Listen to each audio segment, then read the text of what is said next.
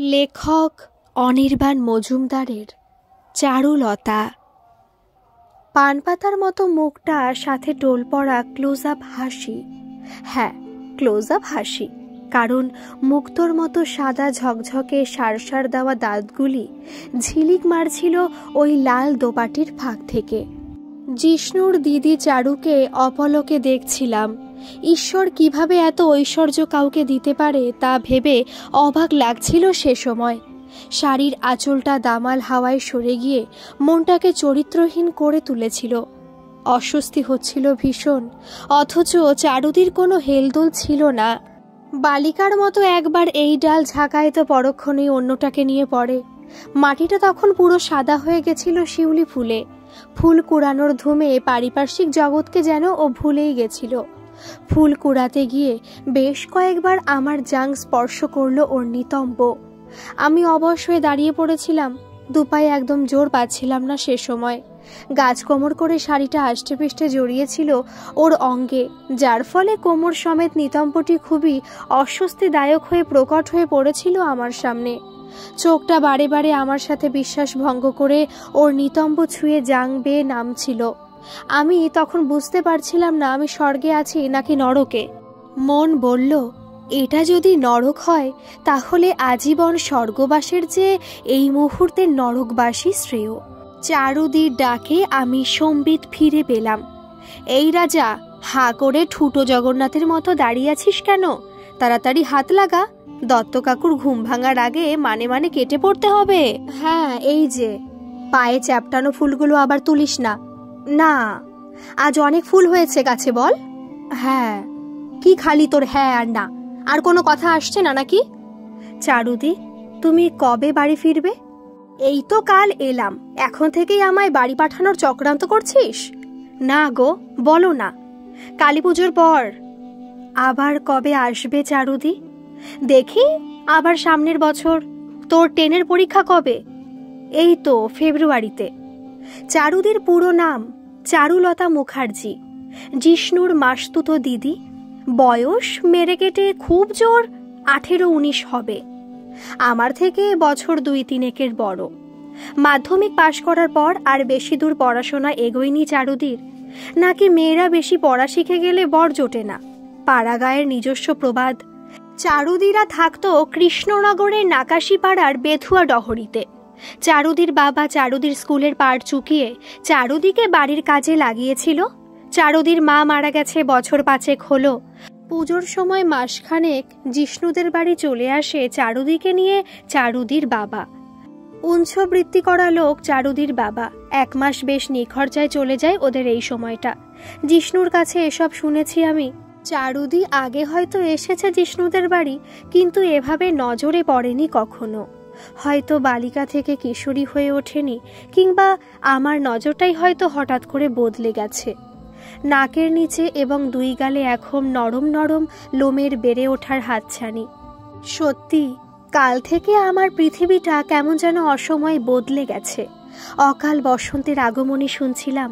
বুকের ভিতর থেকে কুপ কুপ করে ভেসে আসছিল কুবো পাখির ডাক। এক কণা আকাঙ্ক্ষা হঠাৎ গুমো মেঘের মতো ছড়িয়ে পড়েছে বুক পকেটের তলার কোণটাতে। ঝমঝম করে হঠাৎ বৃষ্টি নামলো বিকেলবেলা। কাকভেজা হয়ে মাঠে ফুটবল খেলছিলাম আমরা। এলোপাথারে বৃষ্টিতে ফুটবল নিয়ন্ত্রণে থাকছিল না। তার মধ্যেই আমরা লাথালাথি চালাচ্ছিলাম ফুটবলে। বল শুধু শুধুই মাঠের এ প্রান্ত থেকে ও প্রান্তে গড়াগড়ি খাচ্ছিল। হঠাৎ দেখলাম দূরে আলোপথ বেয়ে বর্ষারানী ছাতা মাথায় আসছে। আমি নির্বিশেষে চেয়ে রইলাম ওদিকে। ও দূর থেকে আমায় চিনতে পেরে ডেকে উঠল, ওই রাজা, একটু আসবি? যাই। নয়াঞ্জলির জঙ্গলের ভিতরে একটা দিঘি আছে। সেই দিঘিতে নাকি প্রচুর পদ্মফুল পাওয়া যায়। তাই আমরা চলেছি এখন নয়াঞ্জলির জঙ্গলে। জিষ্ণু কিছুতেই এলো না খেলা ছেড়ে। আমি এলাম বোধহয় চারুদির ঐন্দ্রজালিক সম্মোহনে। কিছুটা সময় কাটানো যাবে চারুদির সাথে। জঙ্গলে মাঝখান বরাবর একটা মেঠো রাস্তা জঙ্গলকে চিরে বেরিয়ে গেছে বাঁকুড়া মেন রোডের দিকে। ওহ, কথায় কথায় বলা হয়নি আমরা কোথায় থাকি। আমরা বাঁকুড়ার ঝিলিমিলিতে থাকি। প্রাকৃতিক নিসর্গে ভরা একটা ছোট্ট জায়গা, মাঝে মাঝে দলছুট কিছু হাতি ঢুকে পড়ে আমাদের এখানে। আমরা তখন দলবদ্ধ হয়ে হাতি দেখতে বেরিয়ে পড়ি। কি মজা হয় তখন। অরণ্যের একটা আলাদা নৈশব্দের শব্দ রয়েছে, সেই শব্দকে সাথে নিয়ে আমরা মেঠো রাস্তা বরাবর হেঁটে চলেছি। মাঝে মাঝে অরণ্যের নৈশব্দকে অমান্য করে চারুদির কণ্ঠ বেজে উঠছে। আমি শুধু শুনছি, দেখছি, জানছি আমার চারুদিকে। একসময় আমরা দিঘির পাড়ে পৌঁছলাম। সত্যি দিঘির পাড় থেকে কিছুটা দূরে ফুটে রয়েছে প্রচুর পদ্ম ফুল। চারুদি শাড়িটাকে গুটিয়ে জলে নামলো। পদ্মগুলো যেন চারুদির জন্যই অপেক্ষা করছিল। চারুদিকে তখন জলদেবীর মতো লাগছিল। হঠাৎ চারুদি চেঁচিয়ে উঠল খুব জোর। কিছুতে কেটেছে চারুদিকে। আমি লাফিয়ে জলে নামলাম। চারুদির কাছে পৌঁছে দেখি চারুদি সংকোচ বোধ করছে। দেখ না, জাঙের কাছে কি একটা কাটলো। কই দেখি। ধ্যাত, লজ্জা নেই বুঝি? তুই না পুরুষ মানুষ, না দেখলে বুঝবো কি করে সাপ টাপ কাটলো নাকি কে জানে। চারুদি আমার কথা শুনে ভয় পেয়ে আস্তে আস্তে শাড়িটা জাং পর্যন্ত তুলল। সাদা ধবধবে ওই জংঘা দুটো দেখে মনে হচ্ছিল গিরিচূড়া থেকে নির্গত তুষার শুভ্র ঝর্ণা। এই সময় আমার নজরে পড়ল ডান দিকের জাংটাতে একটা জোক চারুদির রক্ত চুষে খাচ্ছে। আমি দ্রুত জোকটাকে হাত দিয়ে সরিয়ে দিলাম। রক্ত খেয়ে ফুলে উঠেছিল ওটা। হাত দিয়ে নাড়াতেই ওটা টুপ করে জলে পড়ে গেল। রক্তের ধারা গড়িয়ে গড়িয়ে নামছিল তখন চারুদির জাং বেয়ে। আমি হাত দিয়ে তা ধুয়ে দিচ্ছিলাম, কিন্তু রক্ত বন্ধ হচ্ছিল না। আমি মুখ ডুবিয়ে দিলাম ক্ষতস্থানে। চারুদি চোখ বুজেছিল। কতক্ষণ এভাবে ছিলাম জানি না। চারুদি এক সময় আমায় সরিয়ে দিয়ে পাড়ে উঠে এলো। আমি শতাব্দীর তৃষ্ণা বুকে বয়ে ওখানেই দাঁড়িয়ে রইলাম। রাত্রিবেলা ধুম জ্বর এলো আমার। মা জলসেক দিচ্ছিল। আমি প্রায় অচৈতন্য হয়ে পড়েছিলাম। বাবা নেপাল জ্যাঠার হোমিও গলি আমায় ঘন্টায় ঘন্টায় খাওয়াচ্ছিল। ভোর রাত্রে ঘাম দিয়ে জ্বর ছাড়ল। সে সময় অদ্ভুত একটা স্বপ্ন দেখলাম। আমি সাপ হয়ে গেছি, চারুদিও। আমরা দুজন একে অপরকে পেঁচিয়ে ধরেছি। পরম আসলে সে যেন শতাব্দীর নিবিড় বন্ধন। উত্তেজনার চরম শিখরে পৌঁছে গেছিলাম। যৌন শিহরণে কেঁপে কেঁপে উঠছিল আমার গোটা শরীর। সেই দিন প্রথম আমার বীর্যের স্খলন হলো স্বপ্নের মধ্যে। আমি সহস্র সূর্যোদয়কে সেদিন প্রত্যক্ষ করলাম। ঘুম থেকে উঠেই প্রবল অস্বস্তিতে এবং লজ্জায় পড়লাম। প্যান্টের উপরে একটা মানচিত্র বানিয়ে বসে আছি। দৌড়লাম সোজা কলঘরে।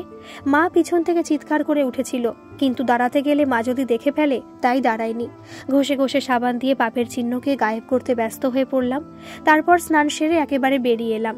আমি স্নান করেছি দেখে মা আঁতকে উঠে চেঁচামেচি শুরু করে দিল। স্বাভাবিক প্রতিক্রিয়া, কারণ যে ছেলের আগের দিন রাত্রে ধুম জ্বর সে গেছে কিনা সাত সকালে স্নান করতে। মা খুব বকাবকি করলেন এবং বাস্তবিকের ঘণ্টাখানেকের মধ্যে আমার আবার জ্বর এলো। ঘোর ঘোর লাগছিল। ঘোরের মধ্যে আবার চারুদি এলো। আমায় খুব বকাবকি করলো, জলসেক দিল। ওর গালটা আমার গালে ঠেকিয়ে উত্তাপটা বোঝার চেষ্টা করলো। কপালে একটা চুমু দিতেই আবেশে আমার আধবোজা চোখটা বুজে এলো। আহা, স্বপ্ন বুঝি এমনটাই হতে হয়। হঠাৎ আগের রাতের কথা মনে পড়তেই ধর্মর করে উঠে বসলাম। প্যান্টের দিকে ভয়ে ভয়ে তাকালাম। না, কোনো চিহ্ন নেই। ঘাড় ঘোরাতেই চারুদিকে দেখতে পেলাম ও আমার শিয়রের কাছেই বসেছিল। তার মানে এতক্ষণ ধরে যা অনুভব করেছি তা স্বপ্ন নয়, সত্যি। ৩-৪ দিন ধরে এক নাগারে ভোগার পর আজ একটু উঠে বসেছি। শরীরটা খুব দুর্বল। বালিশে হেলান দিয়ে জানালার দিকে তাকালাম। কাশফুলগুলো বাতাসে দুলে উঠল এই সময়।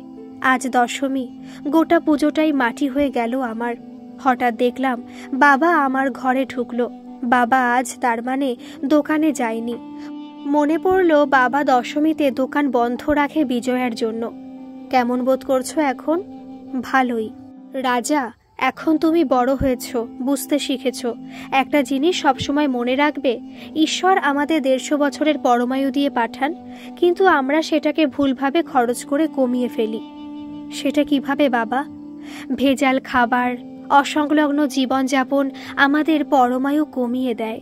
পরমপিতা আমাদের শৌর্য বীর্য প্রদান করে পরাক্রমশালী করে তোলেন, কিন্তু আমরা ওই শৌর্য বা বীর্যকে বারবার ব্যবহার করে ক্ষয়িষ্ণু হয়ে পড়ি বড় তাড়াতাড়ি। বুঝলাম না বাবা। ধর একটা কলসির জল খেতে খেতে তা একসময় শেষ হয়ে যায়। আমাদের পরাক্রমও তেমন, বহু ব্যবহারে জীর্ণ হয়ে সময়ের আগেই তা শেষ হয়ে যায়। দুপুরে মা গা স্পঞ্জ করিয়ে দেবার পর আলনা থেকে প্যান্টটা নিতে গিয়ে বাবার কথাগুলো বোধগম্য হলো। প্যান্ট থেকে ওই দাগটা সম্পূর্ণ যায়নি, একটা আউটলাইন আলপনার মতো খোদাই করা আছে। পরাক্রমের কি পরাকাষ্ঠা! অবশ্য কিছু কিছু দাগ এভাবেই ছাপ ফেলে যায়, যেমন চারুদি।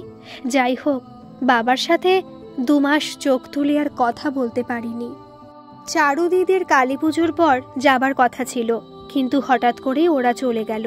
পরে জিষ্ণুর মুখে শুনেছিলাম চারুদির বাবা অক্ষয় নাকি ভাইরা ভাইকে জপিয়ে কিছু টাকা নাকি বাগিয়েছিল, নাকি সবজির ব্যবসা করবে। আমার মন অস্থির করতে শুরু হলো চারুদির জন্য। রাত্রে ঘুম আসতে চাইতো না একেবারেই। পড়াশোনা ডকে উঠে গেল। এমনিতে পড়াশোনাতে খারাপ ছিলাম না, প্রথম 5 জনের মধ্যেই আমার নাম আসতো। একদিন রাত্রে কারেন্ট চলে গেছিল, লম্ফটা ধরিয়ে পড়ার বৃথা চেষ্টা করছিলাম, কাজের কাজ কিছুই হচ্ছিল না। লম্ফের শিখাটা কমিয়ে বাড়িয়ে দেওয়ালে আমার ছায়ার পরিবর্তিত রূপ দেখে সময় কাটাচ্ছিলাম। হঠাৎ ছায়াটা চারুদি হয়ে গিয়ে বেদম ঝগড়া করলো আমার সাথে। মায়ের গলার আওয়াজে সম্বিত ফিরে পেলাম। রাজা! কি মা? আর পড়তে হবে না, আয় আমার কাছে আয়। খাওয়া হয়ে গেছিল আগেই, তাই বাধ্য ছেলের মতো মায়ের কাছে গেলাম। মা আমার বিছানায় জায়গা করলো শোবার। সেই সময় মায়ের গা থেকে এলাচ আর লবঙ্গের গন্ধ ভেসে আসছিল। মা খাবার পর মুখশুদ্ধি হিসাবে এলাচ আর লবঙ্গ মুখে দিত। মায়ের গা ঘেঁষে শুলাম। মা আমার মাথায় হাত বুলিয়ে দিচ্ছিল।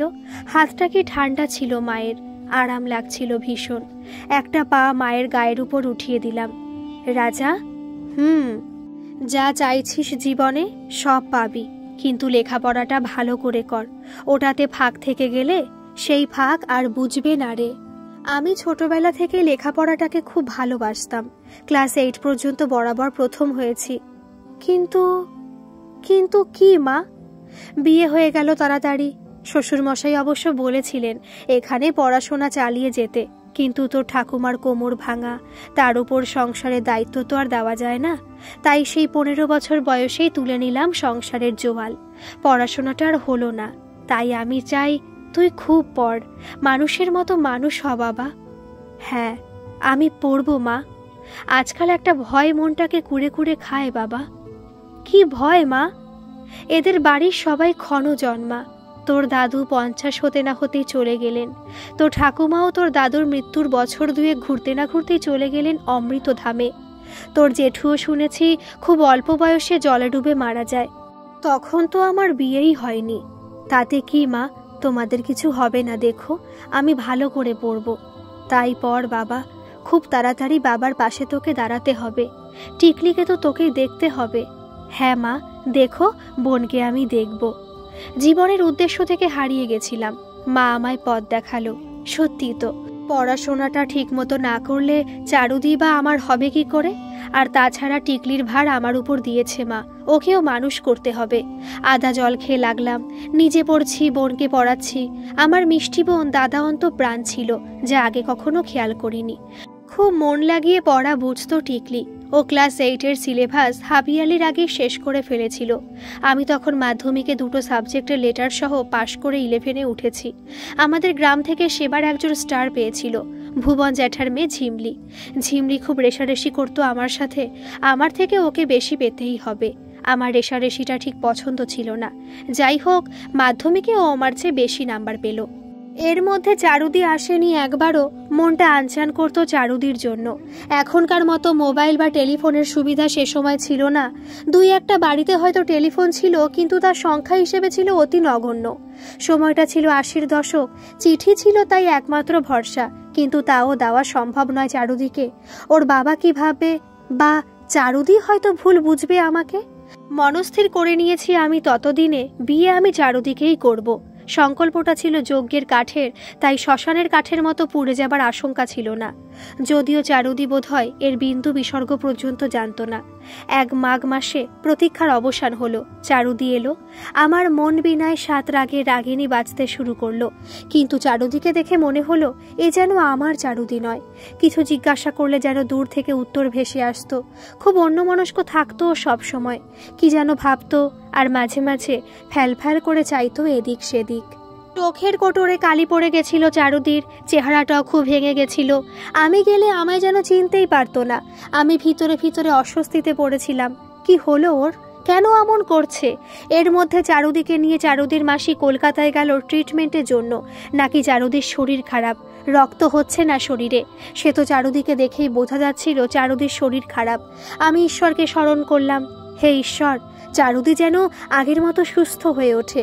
ঈশ্বর মনে হয় আমার কথা শুনেছিলেন। প্রায় 1 মাস পর চারুদি সুস্থ হয়ে বাড়ি ফিরে এলো। আমি নিশ্চিত হলাম, কারণ চারুদি আবার আগের মতো স্বাভাবিক ব্যবহার করছিল। কিন্তু আমার আনন্দ দীর্ঘস্থায়ী হলো না। হঠাৎ শুনতে পেলাম চারুদির বিয়ে আমাদের গ্রামে জ্যোতিষ দাদার সাথে। ভবানী জ্যাঠা ছোট ছেলে জ্যোতিষ দাদা ফুড কর্পোরেশনে কাজ করে দুর্গাপুরে। ভবানী জ্যাঠা বিপত্নিক, মেয়ের মাস্টারেক হলো বিয়ে দিয়েছেন, তাই ঘরে একটা বউয়ের ভীষণ দরকার। ঘটনার আকস্মিকতায় আমি চমকে গেলাম। চারুদির মুখোমুখি হতে হবে। চারুদির উপর কেন জানি না ভীষণ আক্রোশ হলো। আক্রোশ মেটাতে হবে। পুরুষত্ব জেগে উঠেছিল আমার। সুযোগ এলো আমার কাছে। মা বোনকে নিয়ে মন্দিরে পুজো দিতে গেছিল, আর বাবা যথারীতি দোকানে। চারুদিকে ডাকলাম আমাদের বাড়িতে। তুমি বিয়ে করছো? জানিস তো? না, করবে না তুমি। কেন? ওহো, তুমি বুঝতে পারছো না কেন? কি, তুই আমায় ভালোবাসিস? হ্যাঁ তো। হাসছো কেন? আমি তোমায় সত্যি করে ভালোবাসি, দিব্যি কেটে বলতে পারি। বেশ, আমায় নিয়ে পালাতে পারবি? না, আমায় টাইম দাও, আমি তাড়াতাড়ি নিজের পায়ে দাঁড়িয়ে যাবই, তুমি দেখো। আমার সময়টাই যে নেই রে। চারুদির কথায় মাথায় আগুন জ্বলে উঠল। আমি চারুদিকে জাপটে ধরে পাগলের মতো চুমু খেতে লাগলাম। চারুদি কোনো বাধা দিল না। আমি চারুদিকে নিরাবরণ করতে গিয়ে দেখলাম চারুদির জাং বেয়ে রক্ত পড়ছে। চারুদির সেদিন ঋতুস্রাব হচ্ছিল। আমি তা দেখে চমকে উঠে ছেড়ে দিলাম চারুদিকে। চারুদির চোখগুলো সেই সময় ভাটার মতো জ্বলছিল। ঘৃণা উপচি এসে বলল, তোদের মুরত তো ব্যাস এই পর্যন্ত। আয়, সরে গেলি কেন? আমি ল্যাংটো হচ্ছি, আয় খেয়ে যা আমাকে। আমি চারুদির ওই রূপ জীবনে দেখিনি। খোলা চুলগুলো হাওয়ায় উঠছে, দু চোখে কাজল লেপটে গেছে, আঁচল মাটিতে লোটাচ্ছে। সে এক ভয়ঙ্কর চেহারা। আমি ঠক ঠক করে কাঁপছিলাম, আর দু চোখ বেয়ে অবিশ্রান্ত ধারায় অশ্রু নির্গত হচ্ছিল। চারুদির 2 চোখ ধীরে ধীরে শান্ত হলো।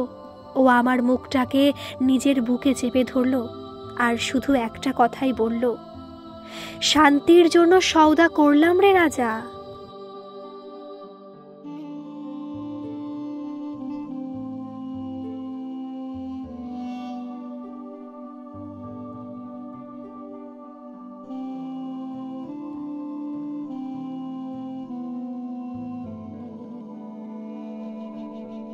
চারুদির বিয়ে হয়ে গেল। ভবানী জ্যাঠা কোনো বরপর নেননি। চারুদির মাসি সামর্থ্য অনুযায়ী চারুদিকে সাজিয়ে দিয়েছিল। শ্বশুর বাড়িতে যাতে চারুদির সম্মান থাকে তেমনভাবেই চারুদিকে বিয়ে দেওয়া হয়েছিল। চারুদির মাসি চারুদিকে বাস্তবিকই ভালোবাসত। যাই হোক, ভিতরে ভিতরে রক্তস্খলন হচ্ছিল আমার, কিন্তু বাইরে বুঝতে দিচ্ছিলাম না কাউকে। গায়ে হলুদ, শুভ দৃষ্টি, মালা বদল সব কিছুই দেখলাম। একটু অবাক লাগলো, কারণ চারুদির বাবা অক্ষয়কে কোথাও দেখতে পেলাম না। জিষ্ণুর বাবা জয়দীপ কাকা কন্যাদান করলেন। বাড়ি ফিরলাম। ঘর অন্ধকার করে কপালে হাত রেখে শুয়ে শুয়ে নিঃশব্দে কাঁদছিলাম। মা মাথায় হাত রাখলো। আমি আর সামলাতে পারলাম না। হাউ হাউ করে মাকে জড়িয়ে কেঁদে ফেললাম। মা কিছু বলল না, কেবল মাথায় হাত বুলিয়ে দিচ্ছিল সে সময়, যেটা আমায় খানিকটা স্বস্তি দিচ্ছিল। আমার উচ্চ মাধ্যমিক পরীক্ষার সময় মা হঠাৎ অসুস্থ হয়ে পড়ল। বোনের মাধ্যমিক অবশ্য ততদিনে হয়ে গেছিল। মায়ের চোখের তলটা ফ্যাট ফ্যাট করছে সাদা, প্রচণ্ড দুর্বলও হয়ে পড়েছে মা। কথায় কথায় মাথা ঘোরায়। সদর হাসপাতালের ডাক্তার মাকে কলকাতা নিয়ে যাবার পরামর্শ দিয়েছিল বাবাকে। মা আমাদের পরীক্ষার জন্য যেতে চায়নি, কিন্তু পরিস্থিতি যা দাঁড়ালো তাতে মাকে যেতেই হলো। একদিন রান্না করতে করতে মা অচৈতন্য হয়ে পড়ল। বাবা আর কালক্ষেপ না করে মাকে কলকাতায় নিয়ে গেল। এমন পেশেন্টকে তো আর ফেলে রাখা যায় না। টিকলি বেশ সুন্দর রান্না করে, এটা আমার কাছে অজানাই ছিল। রান্নাগুলো মায়ের মতো অত সুন্দর না হলেও মায়ের কাছাকাছি যাচ্ছিল তো বটেই। 1 মাসের রেস্ট তো বাবা তার দোকান থেকেই ব্যবস্থা করে গেছিল। তাই চাল ডাল তেল নুন ডিমের অভাব ছিল না। বাবার বন্ধু হরিজ্যাঠার মাঠে কুমড়ো আর কুদুলির অফুরন্ত ফলন, যা হরিজ্যাঠা নিয়ম করে দিয়ে যেত। ফলে খাওয়ার অভাব আমাদের ছিল না, মাছটাই যা হচ্ছিল না। কিন্তু পরীক্ষার দিনগুলোতে আমি মাছ পেতাম সৌজন্যে চারুদি। ও আঁচলের আড়ালে বাটিতে করে মাছ ভাজা নিয়ে আসতো। নাকি পরীক্ষা চলাকালীন ডিম খাওয়া যায় না, চারুদি দইয়ের ফোঁটাও লাগিয়ে দিত কপালে। সর্বাঙ্গ সুন্দর হয়ে আমি পরীক্ষা দিতে যেতাম চারুদির পরশ নিয়ে। আমি বুঝতাম চারুদি শ্বশুর বাড়িকে লুকিয়ে এসব করছে। বারণ করতাম ওকে, কিন্তু ও শুনত না।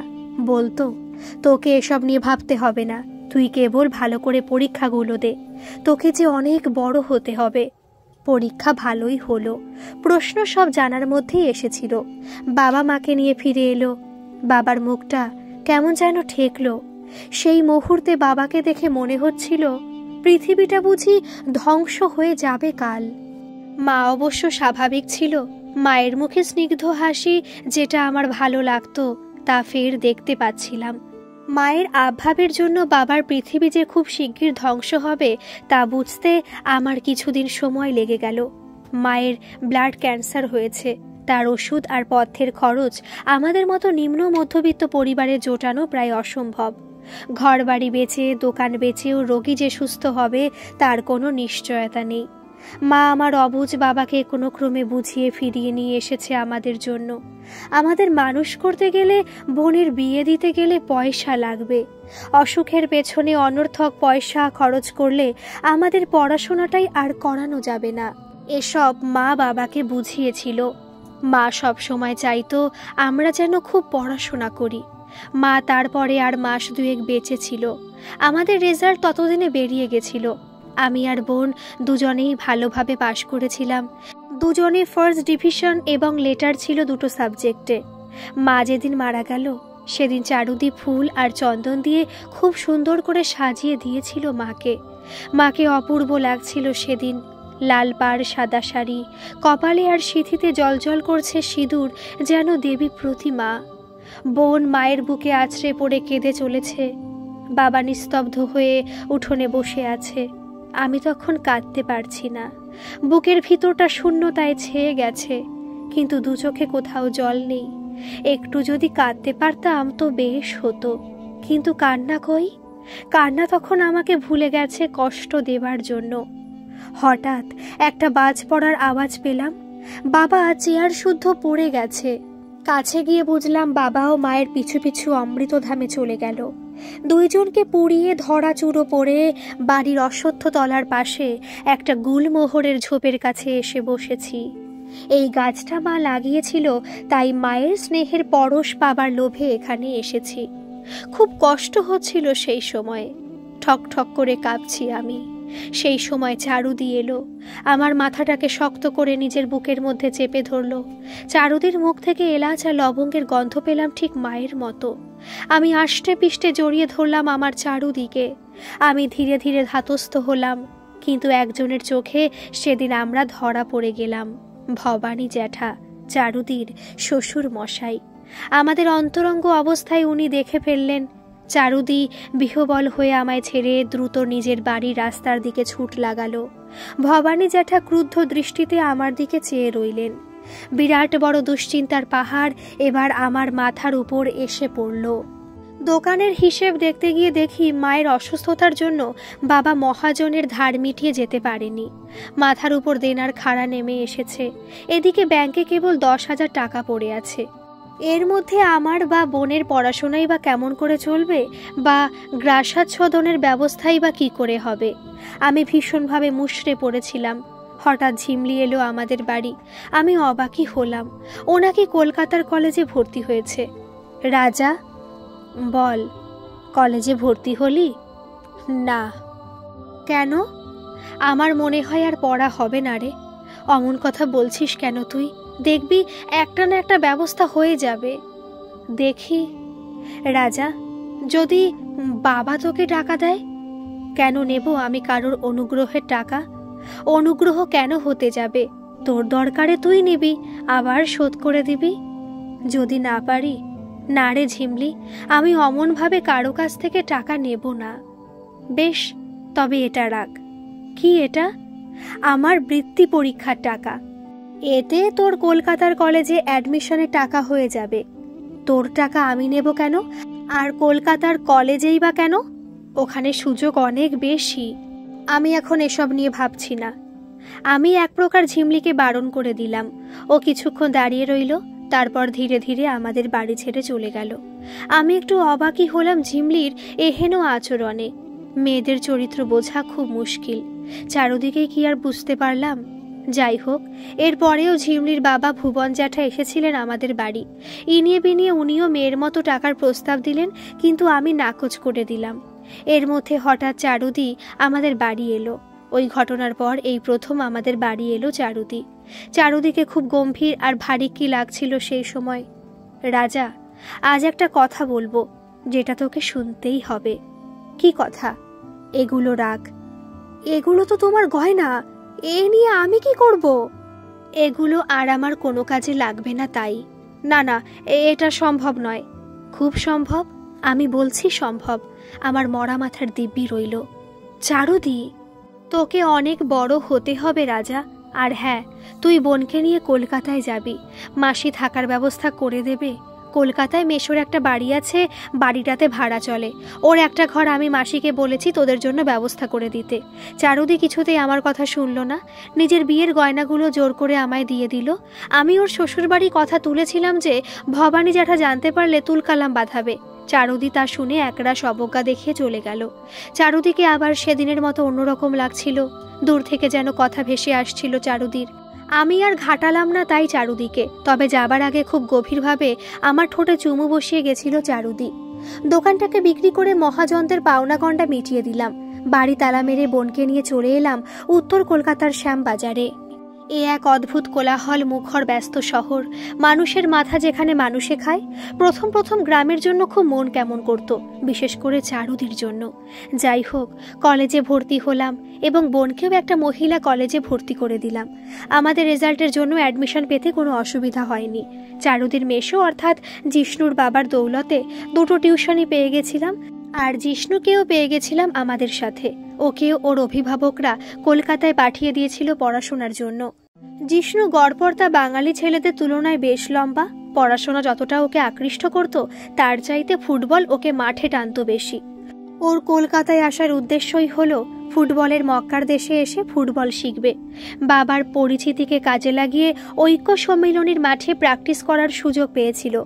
ঐক্য সম্মিলনী তখন কলকাতা লিগে ইস্টবেঙ্গল মোহনবাগানের সাথে দাপটের সাথে লড়াই দিত। অবশ্যই এসব জিষ্ণুর মুখেই শোনা।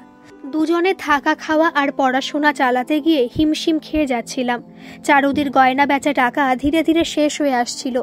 চিন্তায় চিন্তায় জেরবার হয়ে যাচ্ছিলাম। আমার তখন ফাইনাল ইয়ার চলছে। টিকলি হায়ার সেকেন্ডারি পাশ করে ইংলিশে অনার্স নিয়ে ফার্স্ট ইয়ারে ভর্তি হয়েছে। আমার কলেজেই ভর্তি করিয়েছিলাম টিকলিকে। একদিন জিষ্ণুর মুখে জানতে পারলাম চারুদি একটা মুসলমান ছেলের সাথে পালিয়েছে। স্তম্ভিত হয়ে গেলাম। চারুদিকে যে সিংহাসনে রেখেছিলাম সেই সিংহাসনটা টলে গেল। চারুদি এটা করতে পারলো? এটাই কি চারুদি? আড়ালে ডুকরে উঠেছিলাম চারুদির জন্য। মনকে শক্ত করতে বেগ পেতে হচ্ছিল। ঝিমলির সাথে একদিন বাসে দেখা হলো। খোঁজ খবর নিল আমার। ও বলল ও WBCS এর জন্য প্রস্তুতি নিচ্ছে। আমাকে উৎসাহ দিল WBCS এর জন্য। ওর স্টপেজ আসতেও নেমে গেল। আমি কলেজে পৌঁছে আমার আর ঝিমলির কলেজের ফিস দিয়ে কলেজের গ্রাউন্ডে চুপ করে বসেছিলাম। কি করব ভেবে পাচ্ছিলাম না। জমানো টাকা সব শেষ। আমাকে যে করেই হোক একটা চাকরি খুঁজতেই হবে। ঘরে ফিরলাম একরাশ দুশ্চিন্তা নিয়ে। আমাকে ঘরে ফিরতে দেখে টিকলি ছুটে এলো। দাদা, চারুদি একটা লোককে দিয়ে টাকা পাঠিয়েছে, আর তার সাথে একটা চিঠি। তুই নিলি কেন? তুই নেই, আমি কি করব বুঝে ওঠার আগেই লোকটা টাকা আর চিঠি দিয়ে গেল। চিঠিটা দে। চিঠি না বলে ওটাকে চিরকুট বলাই ভালো। 2-3টে লাইন লেখা ছিল ওতে। টাকাটা পাঠালাম। প্রতি মাসেই পাঠাবো। খুব মন দিয়ে পড়াশোনা কর। তোকে যে করে হোক দাঁড়াতেই হবে। তুই দাঁড়ালে তবে আমার মুক্তি। বিবেকের সাথে যুদ্ধ করে টাকাটা আমি নিলাম। ভাবলাম যদি কোনোদিন অবস্থা ফেরে আমি চারুদির সব টাকাই শোধ করে দেব। প্রতি মাসের একটা নির্দিষ্ট সময় টাকা আসতে লাগলো। ফলে আমার দুর্ভাবনা দূর হয়ে গেল। আমি পড়াশোনায় আবার মন দিলাম। ভেবেছিলাম জিষ্ণুর বাবাকে বলে একটা চাকরি জুটিয়ে নেব। চারুদির পাঠানো টাকা আমায় আবার সিদ্ধান্ত বদল করতে বাধ্য করালো। আমিও WBCS এর জন্য প্রস্তুতি শুরু করলাম। জিষ্ণুর জোড়াজুড়িতে সেদিন স্টার থিয়েটারে একটা নাটক দেখতে গেছিলাম। আমার কাছে সেটা শুধু নাটক ছিল না, সেটা ছিল আমার কাছে ক্লেদ। একরাশ ক্লেদ সঞ্চিত হলো আমার বুকে। সামাজিক নাটক ছিল সেটি। 5 মিনিটের একটা দৃশ্যে চারুদি খোলামেলা পোশাকে নর্তকীর অভিনয় করেছে। সেই চটুল নৃত্যে দর্শক সিটি মেরে তাদের ভালো লাগা জাহির করছিল। সিটিগুলো খুব কর্কশভাবে আমার কানের পর্দাকে ফাটিয়ে দিচ্ছিল। চারুদি তার মানে শরীরের প্রদর্শন করে পয়সা রোজগার করছে। গাটা গুলিয়ে ওঠায় আমি এক প্রকার দৌড়ে বেরিয়ে পড়লাম ওখান থেকে। জিষ্ণু আমার পিছু পিছু চলে এসেছিল। জিষ্ণু সম্ভবত আমার মতো ব্যাপারটাকে মেনে নিতে পারেনি। বাইরে এসে পোস্টারে দেখলাম চারুদির ছবি। এখন নাম হয়েছে মিস অন্তরা। সেদিন প্রথম আমরা মদ খেলাম। ঘরে ফিরে আমি সোজা খাটে এসে শুয়ে পড়েছিলাম। তন্দ্রা মতো এসেছিল। জিষ্ণু আর টিকলির গলার আওয়াজে ঘুমের চটকটা ভেঙে গেল। প্রমিস, আর হবে না, দেখে নিস। চুপ করো, আমি তোর গা ছুঁয়ে দিব্যি করছি। ছি, ছুঁও না আমায়। তোমরা আজ নষ্ট হয়ে গেছো। এভাবে বলিস না প্লিজ। সব ওই চারুদির জন্য। চারুদির জন্য? আর আমি কেউ হই না তোমাদের?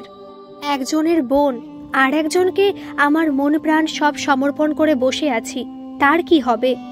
তোমাদের পাগুলো এভাবে টলমল করলে কি করে হবে সব?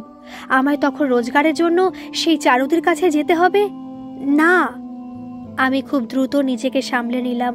টিকলি তো ঠিকই বলেছে, আমাদের এসব চলে না। আমরা গরিব, আমাদের যে করে হোক দাঁড়াতে হবে। আর তাছাড়া মা আমার উপর টিকলির ভার দিয়ে গেছে, আমাকে যে দায়িত্ব পালন করতেই হবে। আমাদের পরিশ্রম সার্থক হলো। মাস্টার ডিগ্রি কমপ্লিট করে আমি WBCS পরীক্ষায় গ্রুপ বি এর জন্য সিলেক্ট হলাম। আলিপুরদুয়ার আমার কর্মস্থল। টিকলি গ্রাজুয়েশন করে বিএড কমপ্লিট করে এখন কলকাতারই একটা সরকারি স্কুলের দিদিমণি। জিষ্ণু ফুটবলের জন্য কলকাতা পুলিশে চান্স পেয়ে গেছে। টিকলির সাথে জিষ্ণুর 4 হাত এক করে দিয়েছি। নিজের জন্য আর কিছু ভাবা হয়নি। জীবনটা স্রোতের শ্যাওলার মতো ভেসে যাচ্ছিল। আমি মেনে নিয়েছিলাম এ জীবন। খুব কষ্ট হয়েছিল, চারুদিকে ভুলতে খুব কষ্ট হয়েছিল। এখন চারুদি আমার কাছে কুয়াশা। রাত কাটলেই যা কেটে যায়। আর কোনো যোগাযোগ নেই চারুদির সাথে। টাকার সংস্থান হলেই চারুদির টাকাটা ফেরত দিতে হবে। ঝিমলি গ্রুপ বিতে আমার মতো সিলেক্ট হয়ে জলপাইগুড়িতে পোস্টিং। মাঝে মাঝে ও ফোন করে, কুশল সংবাদ নিয়ে ফোনটা রেখে দেয়। আমিও তাই। হঠাৎ একদিন চারুদির একটা চিঠি পেলাম। আচমকা চিঠিটা পেয়ে একটু চমকেই গেছিলাম। চিঠিটা পড়ে আমি বোধশূন্য হয়ে পড়লাম। রাজা, ভাবছিস তোর ঠিকানাটা কার কাছ থেকে পেলাম? সব কৃতিত্ব রফিকের। ও অনেক কষ্টে টিকলিকে খুঁজে বের করে তোর ঠিকানাটা জোগাড় করেছিল। রফিক একতরফা আমায় ভালোবেসে গেল, বদলে পেল না কিছুই। এক একজনের ভালোবাসা পাওয়ার কপাল থাকে না রে, যেমন আমার। রাজা, তুই আমার প্রথম এবং শেষ ভালোবাসা। তাই বড় যত্নে তোকে রেখেছিলাম আমার বুকে। নিজে পুড়েও তোকে পুড়তে দিনি। আমার গোটা জীবনটাতে যে ছিল আগুন, সেই তাতে আমি সর্বক্ষণ পুড়েছি। তোকে কখনো জানাইনি। জানতাম তুই জানলে সেই আগুনে তুইও নিরন্তর পুড়তিস। আজ বলতে ইচ্ছে করছে তোকে সব। আমার জন্মদাতা পিতা আমায় ধর্ষণ করে গর্ভবতী করে দেয়। মাসি সব জেনে আমায় কলকাতা নিয়ে এসে গর্ভপাত করিয়ে নিয়ে আসে। আমি তখন এই শরীরটার জন্য একজন রক্ষক খুঁজছিলাম। তোর জ্যোতিষ দাদাকে বিয়ে করে নিশ্চিন্ত হতে চেয়েছিলাম। বিয়ের পর জানতে পারলাম তোর জ্যোতিষ দাদার নারী পছন্দ নয়। সে পুরুষদের সাথে তার কাম বাসনাকে চরিতার্থ করে। বাবার জেদাজেদিতে বিয়ে করতে বাধ্য হয়েছে। কেন জানি না এর জন্য মন খারাপ হলো না। আমি যেন হাঁপ ছেড়ে বাঁচলাম। কিন্তু তোর সাথে আমাকে আমার শ্বশুরমশাই দেখে ফেলার পর আবার রচিত হলো আমার দুর্ভাগ্যের ইতিহাস। তোকে সাহায্য করার বিনিময়ে আমায় আমার এই শরীরটাকে নিবেদন করতে হলো আমার শ্বশুরমশাইকে। এক নারী লোলুপ শয়তানের হাত থেকে বাঁচতে আমি যে আর এক লম্পটের পাল্লায় পড়েছি তা বিয়ের সময় জানতে পারিনি। না জানার খেসারতটি পাওনা ঘণ্টায় চুকিয়ে দিল আমার শ্বশুর নামক নরকের কীটটি। তোরা কলকাতা চলে যাবার পর ভীষণ অস্থির লাগছিল, ভালো লাগছিল না কিছুই। নাটকের দল এসেছিল পাড়ায়। সেখানে আলাপ হলো রফিকের সাথে। ওর হাত ধরে পৌঁছলাম থিয়েটার পাড়ায়। আমায় ওরা বলেছিল হিরোইনের পার্ট দেবে, কিন্তু পেলাম নর্তকীর পার্ট। এ যেন অনেকটা নাকের বদলে নুরুন পাওয়ার মতো। এখানেও সেই শরীরের চাহিদা, তবে এখানে শরীরের বদলে জুটতে লাগলো পয়সা। আর আমি তোর আশা করি না রাজা, কারণ তোকে দেবার মতো আর আমার কাছে কিছু নেই। আমি এখন জীবনের অন্তিম লগ্নে এসে পৌঁছেছি। ব্লাড ক্যান্সার হয়েছে, দুরারোগ্য ব্যাধি। থিয়েটার পাড়ায় মিস অন্তরাকে দেখতে এখন আর কেউ আসে না। একবার আসবি রাজা, একটিবারের জন্য? তোকে খুব দেখতে ইচ্ছে করছে। শেষবারের জন্য একটিবার আয়। চারু। চিঠিটা পড়ে আমার মস্তিষ্ক সম্পূর্ণরূপে কাজ করা বন্ধ করে দিল। আমি খেই হারিয়ে বসে রইলাম। অসহ্য যন্ত্রণায় আমার পাগল পাগল লাগছিল। আমি হিতাহিত জ্ঞান শূন্য হয়ে ফোনের ক্রাডেলটাকে তুলে ডায়াল করলাম। আমায় একটু ব্যাড় দিয়ে ধরে রাখতে পারবি? একটু আগল দিয়ে রাখতে পারিস কিছুক্ষণের জন্য? আয়, চলে আয়। আমায় বেঁধে রাখতে পারবি তো ঝিমলি? আয় রাজা, পালিয়ে আয় আমার কাছে। রাজা ঝিমলিতে মিশে গেল। আর চারুলতা মরে প্রমাণ দিল যে তার মতো হতভাগী এই বাংলাতে আর দুটো নাই। গল্পটি যদি ভালো লাগে প্লিজ একটা সাবস্ক্রাইব করে দেবেন। আর গল্পটি কেমন লাগলো অবশ্যই কিন্তু কমেন্ট করে জানাবেন। ধন্যবাদ।